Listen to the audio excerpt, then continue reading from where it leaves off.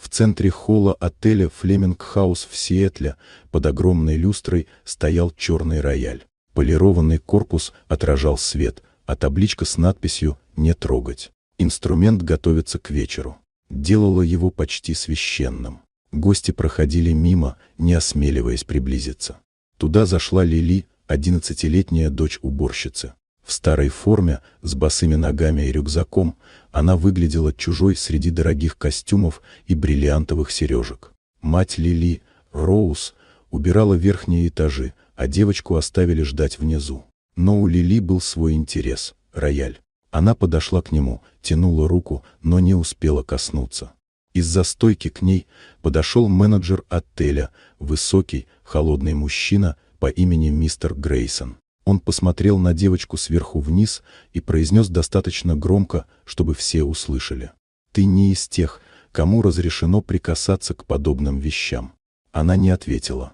Вместо этого села за инструмент. Тишина застыла. Все замерли, ожидая, что будет скандал. Но Лили заиграла. Это не была заученная мелодия, не то, что звучит в холлах пятизвездочных отелей. Это была исповедь. Детская, простая, но глубокая. Музыка будто рассказывала, кто она, кого потеряла и почему не может молчать. Звук рояля превратился в голос. Люди остановились. Телефоны поднялись. Мистер Грейсон замер. Его лицо застыло в том самом моменте, когда уверенность превращается в стыд.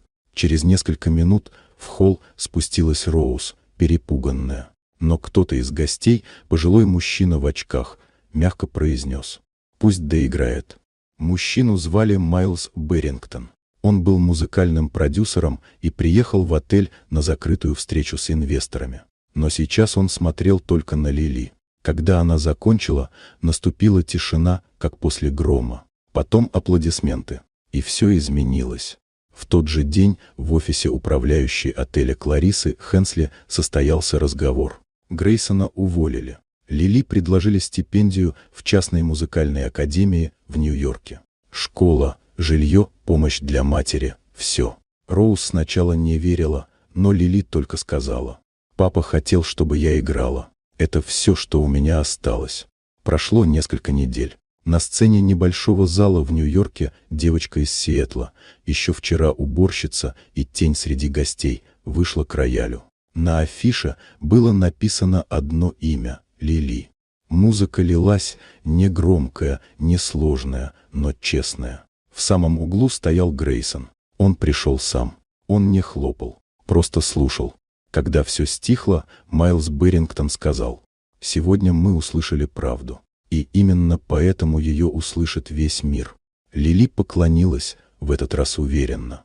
Вот такая удивительная история. Дорогие друзья, если вам понравилось видео, поставьте лайк, а также подписывайтесь на канал, впереди еще много интересного.